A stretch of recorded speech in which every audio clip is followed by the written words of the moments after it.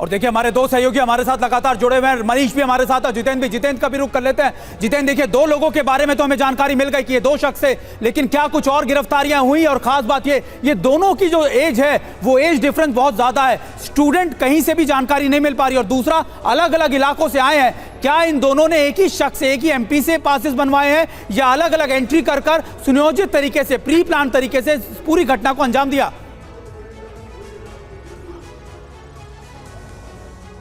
जी बिल्कुल, देखिए इन दोनों ने पूछताछ के दौरान बता दिया है कि आखिरकार किस एमपी के पास के जरिए ये लोग एंटर किया था। लेकिन फिलहाल अभी पुलिस का कहना है कि इन दोनों से लगातार पूछताछ की जा रही है।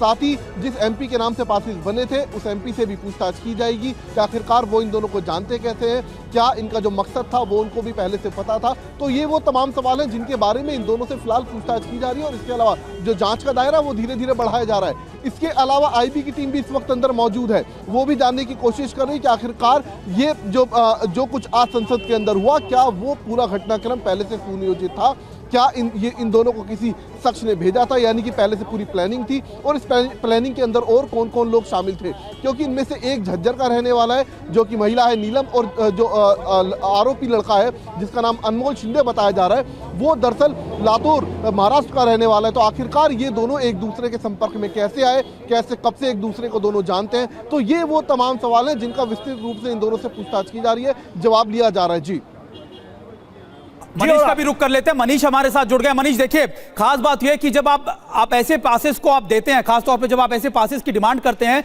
किसी भी सांसद से, तो आपका वेरिफिकेशन भी होता है, आपसे जानकारी भी ली जाती है। तो ऐसा लगता है कि लैप्सेस एक जगह नहीं मल्टीपल जगह पर हुए हैं, और यही वजह है कि बड़ी आसानी से ऐसा लगा कि ये अंदर घुसे पार्लियामेंट में और इन्होंने इस घटना को अंजाम दिया। और ये सारी चीजें शायद एक बड़ी प्लानिंग का हिस्सा हो सकते हैं। बिल्कुल सही कहा आपने सुमित, और मुझे लगता है कि जांच के बाद तमाम चीजें सामने आएगी ही। लेकिन चूंकि हम लोग जो कई सालों से लगातार पार्लियामेंट में आते हैं, रिपोर्टिंग के लिए आते हैं, तो मुझे जो अपना एक अंदाजा है उसके मुताबिक मुझे ऐसा लगता है कि हो सकता है, मैं बड़ी जिम्मेदारी के साथ ये बात कहता हूं कि हो सकता है कि पार्लियामेंट के बिल्डिंग के अंदर जाने के बाद उसे कोई हाथ में ये दिया हो। क्योंकि देखिए उतने उस साइज का स्मोक बम लेकर जो हम अभी दर्शकों को दिखा रहे थे, संभव ही नहीं है कि आप साथ में जाएं और सिक्योरिटी वाले उसको नहीं पकड़ पाए, क्योंकि आपकी पूरी बॉडी स्क्रीनिंग होती है। आपको जांच करके पूछते हैं कि आप क्या लेकर जा रहे हैं। अगर मैं मोबाइल लेकर जा रहा हूं तो मेरे पास में ये लिखा हुआ है कि मैं मोबाइल लेकर जा सकता हूं।